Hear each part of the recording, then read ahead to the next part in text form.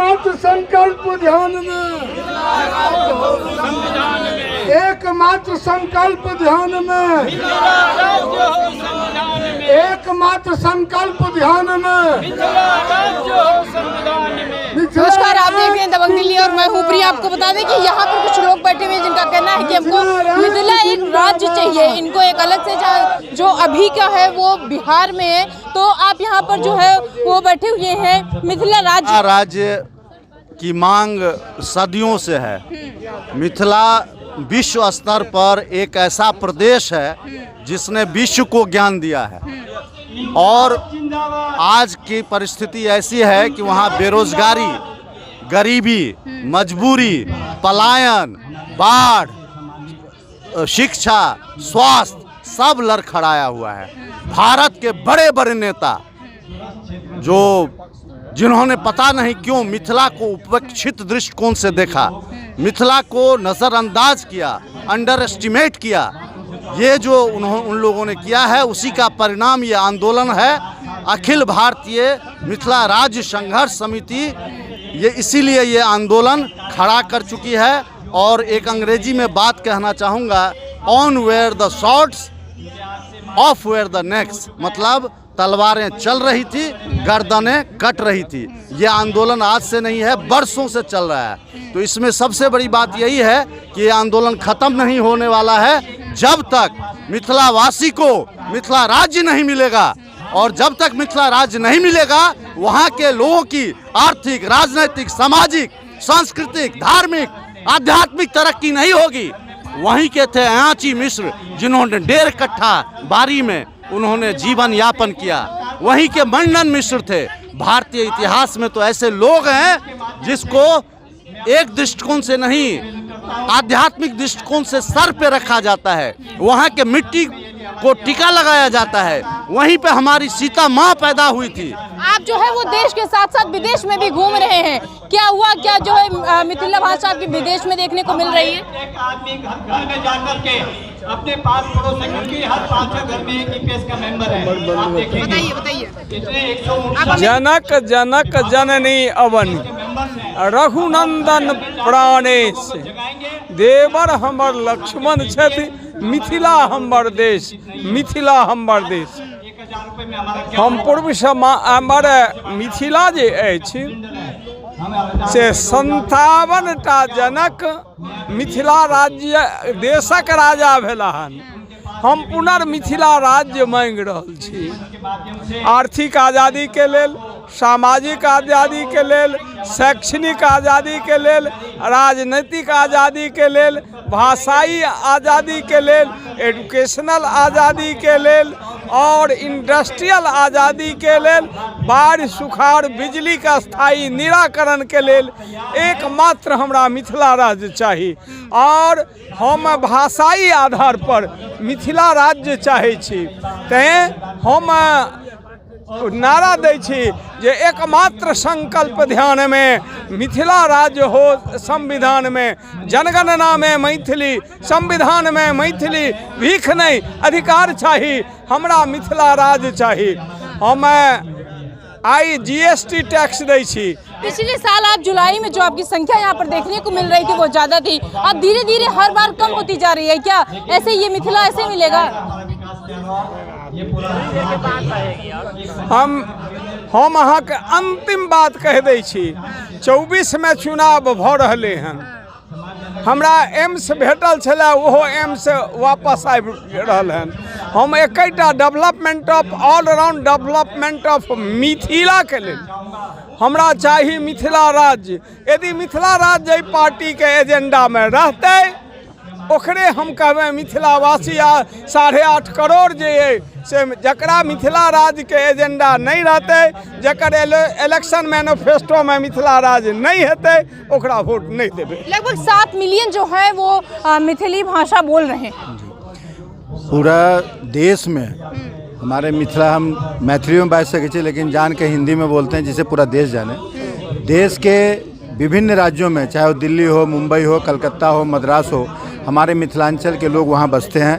उसका कारण एकमात्र है कि मिथिलांचल में औद्योगिक विकास न होने की वजह से मिथिला के घर घर के लोग मजबूर हैं बाहर जाने के लिए। जब मिथिला का मजदूर बाहर में औद्योगिक क्षेत्र में काम कर सकते हैं, अगर मिथिलांचल में अगर औद्योगिक विकास होता है तो वहाँ के लोगों को अपना घर बार अपने परिवार को छोड़ कर आपके आगे जो मौजूदा सरकार है वो आपके लिए कोई काम नहीं कर रही है? जी बिल्कुल नहीं। नीतीश सरकार हो या लालू सरकार हो या जो भी सरकार बिहार में आई है, गंगा नदी के उस पार 9 करोड़ मिथिला की जनसंख्या के ऊपर एक जरा भी ध्यान नहीं दिया। आज भी वहाँ पर न तो औद्योगिक विकास है, न तो कोई तरह से स्कूल का विकास है, न मेडिकल विकास है, न पर्यटक क्षेत्र का विकास है, और बहुत ही पिछड़ा हुआ। इसलिए वहाँ के जितने भी 9 करोड़ जनसंख्या की एक ही आवाज़ है कि पृथक मिथिला राज्य होना चाहिए। अगर हमारा राज्य अलग से होगा, हमारा संविधान होगा, हमारी अपनी भाषा की सरकार होगी। आज बंगाल में चल जाइए, मिथिला मैंने बंगाली भाषा बोलते, मद्रास में चल जाइए तो वहाँ मद्रासी लैंग्वेज तमिल भाषा बोली जाती है। हर क्षेत्र की जब अपनी भाषा पर अधिकार है तो हमारे मिथिलांचल में क्यों नहीं?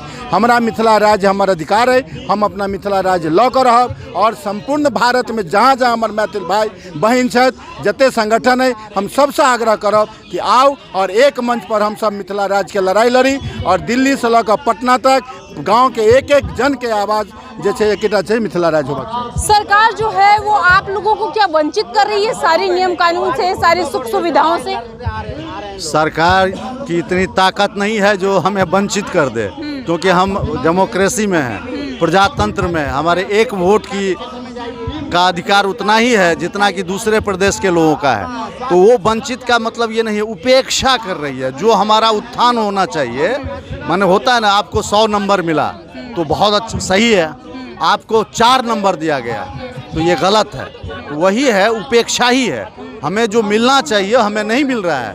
हमारा औद्योगिक विकास नहीं है, शैक्षणिक विकास नहीं है, स्वास्थ्य के विकास में हम पिछड़े हुए हैं बहुत। और मतलब जो हमारी आध्यात्मिक धरती है, सीता जी की जो नगरी है, उस पे भी कोई ध्यान नहीं दे रहा है। तो इस तरह से मतलब इसीलिए हम मांग कर रहे हैं। अच्छा, अगर हम बात करें तो पिछले जुलाई में आप लोग यहाँ पर आपकी जो संख्या थी वो ज़्यादा थी, इस बार कम देखने को मिली है। तो आपको ये नहीं लग रहा कि धीरे धीरे आप अपनी जनसंख्या घटा रहे हैं यहाँ पर जंतर मंतर पर? सरकार कैसे सुनेगी? अरे किसने कह दिया? देखिए कितने लोग हैं हम लोग। दरअसल सच्चाई क्या है ना, ये दिल्ली शहर है, भारत की राजधानी है। यहाँ जो भी मिथिला के लोग हैं वही आएंगे ना धरने पे, और सब लोग नौकरी पेशे वाले हैं। यह भी एक बहुत बड़ी समस्या है। माइग्रेशन जो है, it has been the greatest problem of our region. Migration हो रहा है, हमारे लोगों का जो माइग्रेशन हो रहा है। तो यहाँ क्या करते हैं वो लोग? रोजी रोटी की तलाश में आते हैं। तो इस वक्त तो नौकरी पेशा वाला लोग इस वक्त नहीं आ सकते ना। आज दिन कौन सा है? आज दिन है आपको थर्सडे, वर्किंग डे है। तो वर्किंग डे में इसलिए इतनी भीड़ नहीं हो पाई, नहीं तो सब लोग तैयार हैं।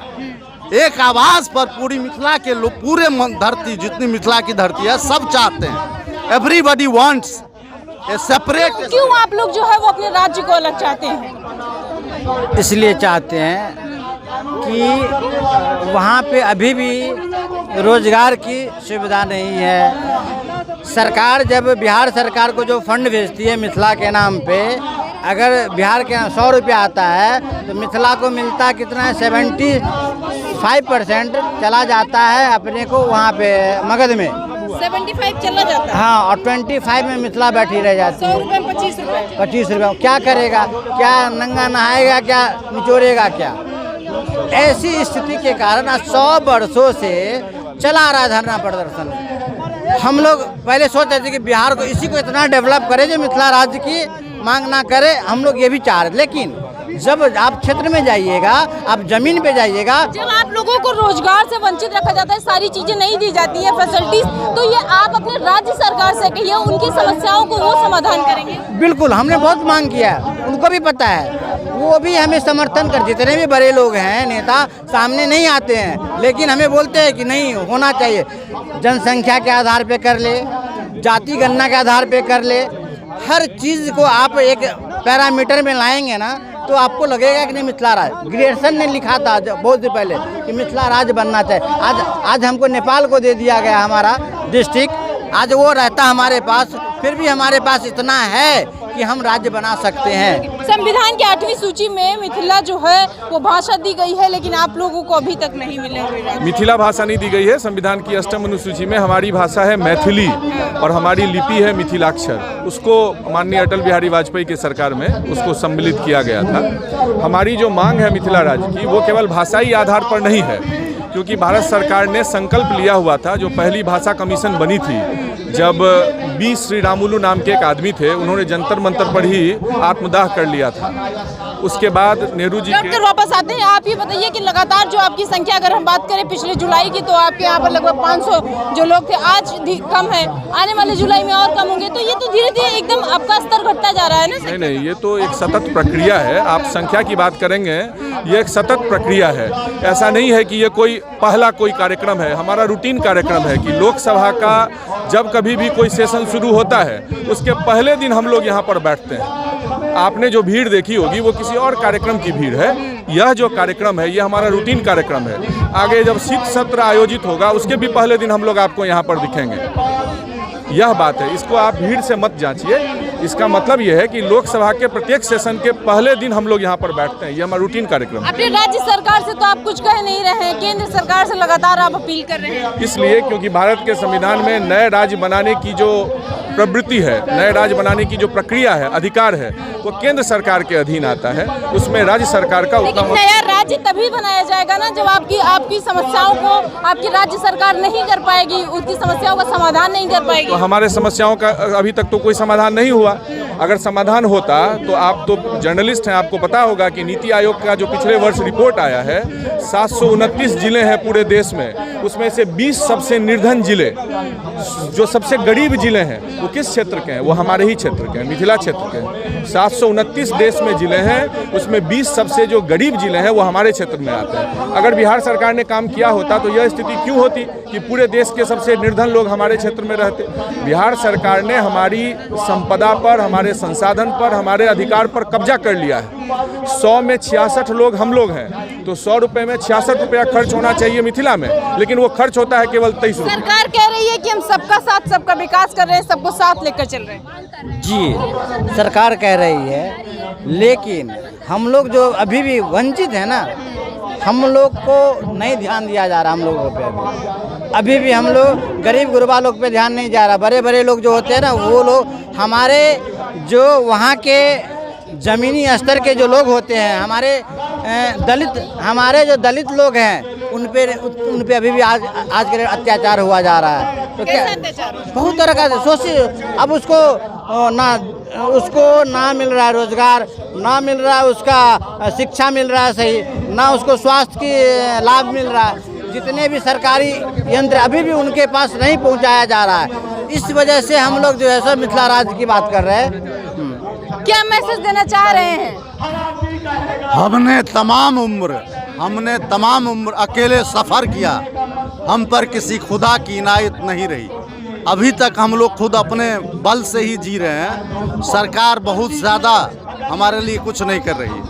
आपकी राज्य सरकार कुछ नहीं कर रही? राज्य सरकार तो सौतेला व्यवहार कर रही है। और केंद्र सरकार भी सौतेला व्यवहार कर रही है। सब आपके लिए सौतेला व्यवहार कर रही है। आज़ादी के बाद ही ये समस्या है। ठीक है, तो ये जो है हमारे साथ कुछ लोग थे जिन्होंने बताया कि इनके साथ जो है वो राज्य सरकार और केंद्र सरकार दोनों जो है वो सौतेला व्यवहार करें। इनका कहना है कि इनका एक राज्य होना चाहिए, मिथिला राज्य होना चाहिए। वो इसलिए क्योंकि जो बिहार की सरकार है वो इनको ना रोजगार देती है, ना इनकी तरफ ये देखने जाती है कि जो जिन्होंने हमको वोट दिया, जिन्होंने हमको जिताया, वो हम उनके लिए क्या कर रहे हैं। इनका लगातार ये कहना है कि जितने भी हमारे युवा हैं वो सारे परेशान हैं। वो इसलिए ना रोजगार है वहाँ पर, ना कोई काम है वहाँ पर, और उसको एक किनारे रख दिया गया है। उसके साथ एक सौतेला व्यवहार किया जा रहा है। जनता बंधु से प्रिया पांडे के।